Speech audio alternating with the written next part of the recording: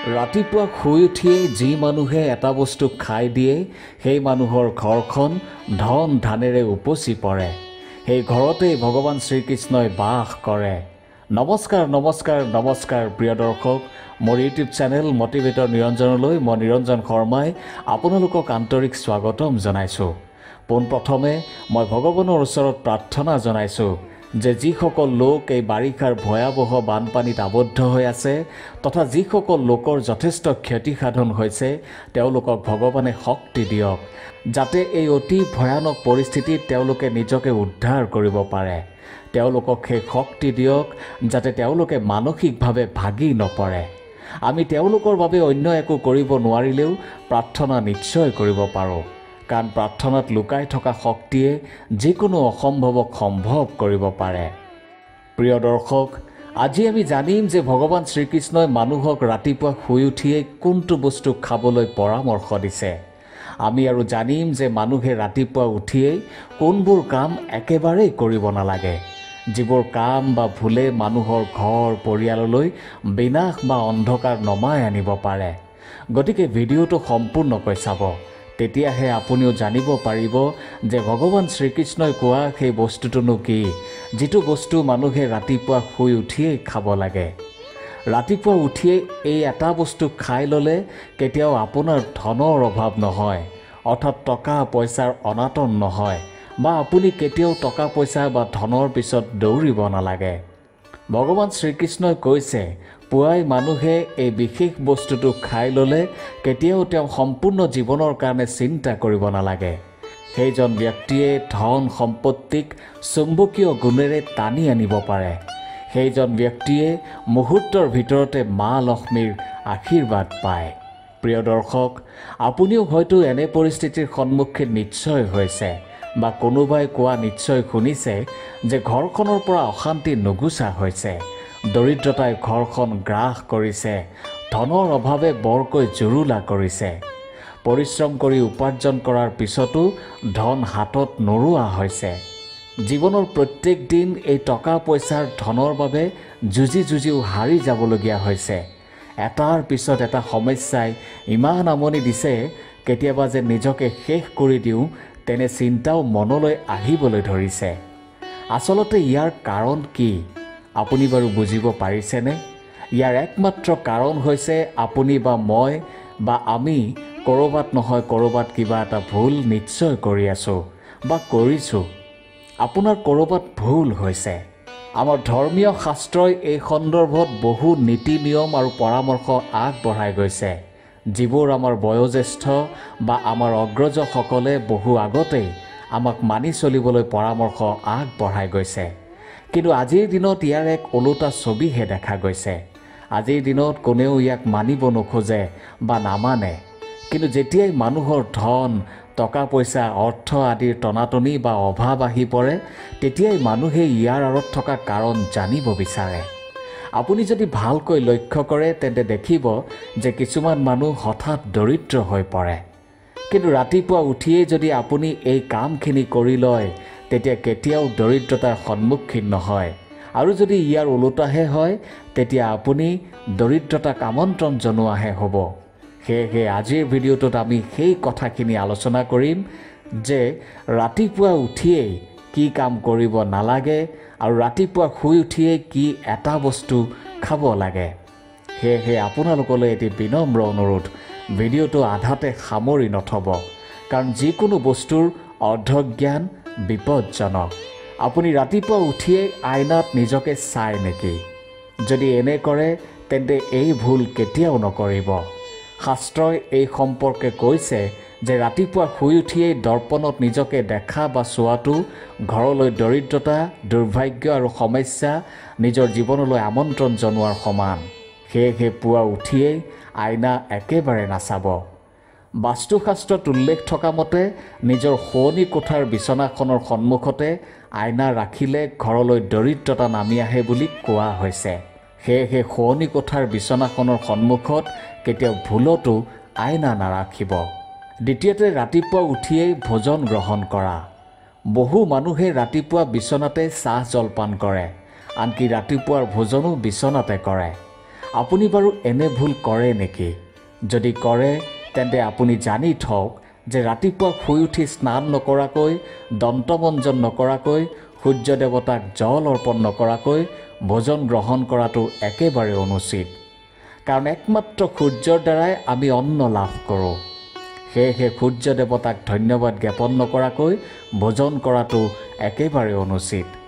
আয়ুৰ্বেদৰ মতে ৰাতিপুৱা শুই উঠি এগিলাচ কুহুমীয়া পানী খাই মল মূত্ৰ ত্যাগ কৰি স্নান সম্পন্ন কৰি ভোজন গ্ৰহণ কৰিব লাগে, যি কথা আজি বিজ্ঞানেও মানিবলৈ বাধ্য হৈছে। তৃতীয়তে, ৰাতিপুৱা শুই উঠিয়েই ভগৱানৰ নাম লোৱাটো অত্যন্ত প্ৰয়োজনীয়। ৰাতিপুৱা উঠিয়েই ভগৱানৰ বা তেনে কোনো পজিটিভ বা ধনাত্মক চিন্তা কৰিলে আপোনাৰ গোটেই দিনটো শুভ হৈ থাকিব। কিন্তু তাৰ পৰিৱৰ্তে আপুনি যদি ৰাতিপুৱা উঠিয়েই নিগেটিভ বা নেতিবাচক কথা চিন্তা কৰে বা ওলায়, তেন্তে আপুনি নিজৰ দুৰ্ভাগ্যক নিজে মতাৰ সমান হয়। পুৱা উঠিয়েই 5 মিনিটৰ কাৰণে হ'লেও বিচনাত বহিয়েই ভগৱানৰ নাম ল'ব লাগে বা ধ্যান কৰিব লাগে। তেনে কৰিলে আপোনাৰ জীৱনলৈ কেতিয়াও সমস্যা নাহে, বা সমস্যা আহিলেও আপুনি সহজে তাৰ পৰা উদ্ধাৰ হ'ব পাৰিব। চতুৰ্থতে, আমাৰ সমাজত গংগাজলৰ বিশেষ গুৰুত্ব আছে, বিশেষ মহত্ব আছে। পৌৰাণিক কথা বা মান্যতা অনুসৰি গংগা এনেকুৱা এখন নদী য'ত স্বয়ং দেৱী দেৱতাই স্নান কৰিছিল। সেইবাবে গংগাজলক খুবেই পবিত্ৰ বুলি গণ্য কৰা হয়। সেইবাবে ৰাতি শোৱাৰ সময়ত এটা তামৰ পাত্ৰত অলপ গংগাজল লৈ সেইখিনি শিতানৰ ফালে ৰাখিব লাগে, আৰু পুৱা উঠি সেই তামৰ পাত্ৰত থকা পানী সামান্য বিচনাত ছটিয়াই বাকীখিনি খাব লাগে। ভগৱানে কৈছে, যি মানুহে এই পানী সেৱন কৰে সেইজনে যুগ যুগলৈ মহা ফল লাভ কৰে। মা লক্ষ্মীৰ কৃপাত তেনে মানুহেই ধনৱান হৈ পৰে, মানুহ কোটিপতি হৈ পৰে।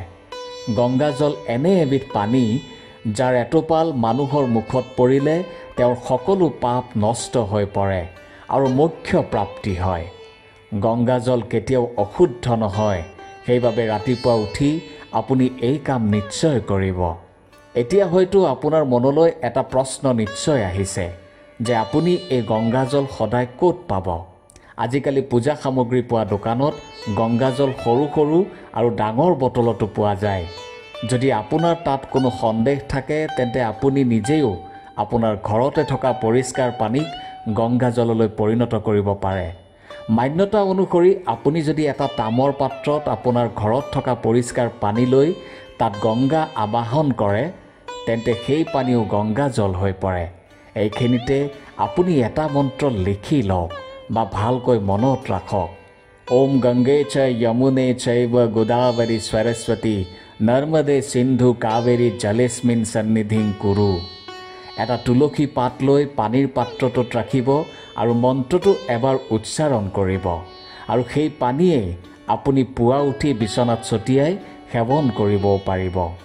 যদি আপুনি আপোনাৰ জীৱনৰ পৰা নেতিবাচকতা বা নিগেটিভিটি আঁতৰাব বিচাৰে বা দূৰ কৰিব বিচাৰে, দৰিদ্ৰতাৰ পৰা পৰিত্ৰাণ পোৱাটো বিচাৰে, তেন্তে পুৱা উঠি এটা কাম যেনে তেনে হ'লেও কৰিব।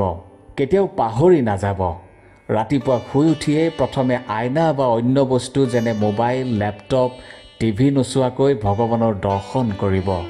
তাৰ বাবে আপুনি এটা অতি সহজ কাম কৰিব পাৰে।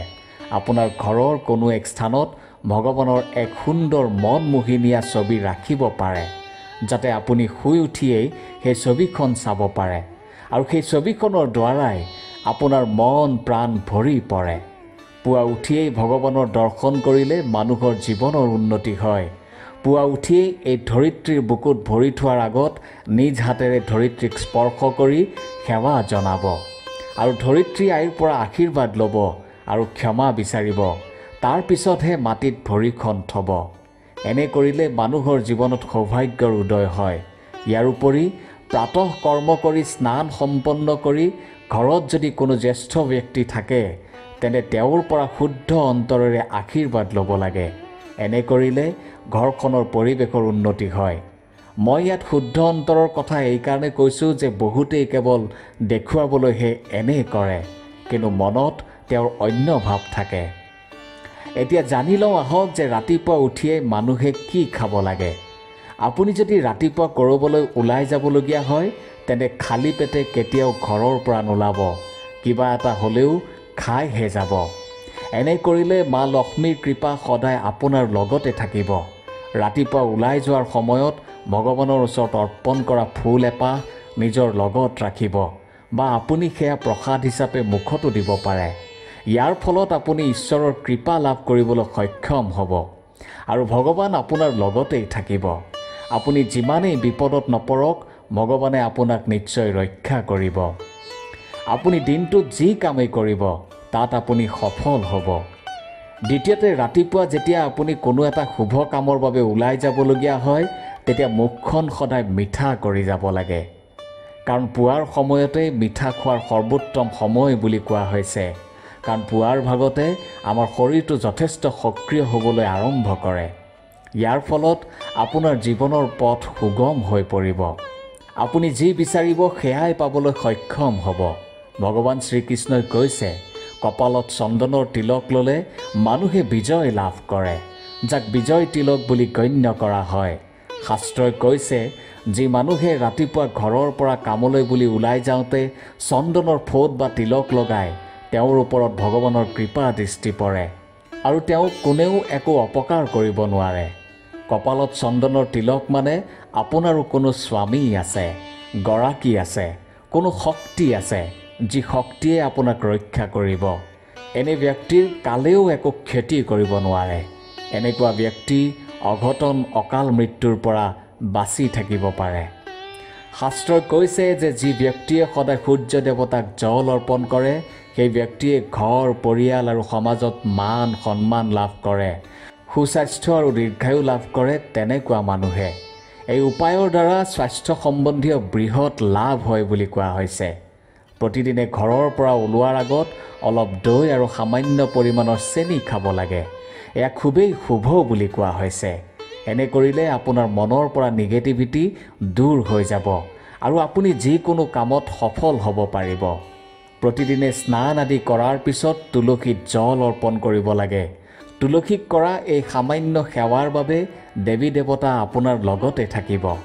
শাস্ত্ৰই কৈছে, যিখন ঘৰত তুলসী থাকে আৰু যিয়ে তুলসী তলত চাকি জ্বলায়, সেইখন ঘৰত সদায় সুখ সমৃদ্ধি বিৰাজ কৰে। প্ৰতিদিনে গোসাঁই ঘৰ, পূজা ঘৰ বা মন্দিৰত পূজা অৰ্চনা কৰিব লাগে। ঘৰত চাকি ধূপ জ্বলাব লাগে। চাকি ধূপ জ্বলালে ঘৰৰ পৰা নিগেটিভিটি বা নেতিবাচক শক্তি আঁতৰি যায়। বাস্তুশাস্ত্ৰৰ মতেও ঘৰত সদায় ধূপ চাকি জ্বলালে ঘৰৰ বাস্তু দোষ দূৰ হয়। ৰাতিপুৱা সদায় ঘৰখন শান্ত হৈ থাকিব লাগে। বহু মানুহৰ ঘৰত দেখিব যে ৰাতিপুৱাৰে পৰা ঘৰখনত অশান্তি, হাই কাজিয়া, কটু বচন আদি চলি থাকে। এনে ঘৰত কেতিয়াও মা লক্ষ্মী প্ৰৱেশ নকৰে, কেতিয়াও সুখ নাথাকে। ঘৰখনত থকা শাহু, বোৱাৰী, পিতৃ, মাতৃ, পতি, পত্নী সকলোৰে মাত কথা মধুৰ হ'ব লাগে।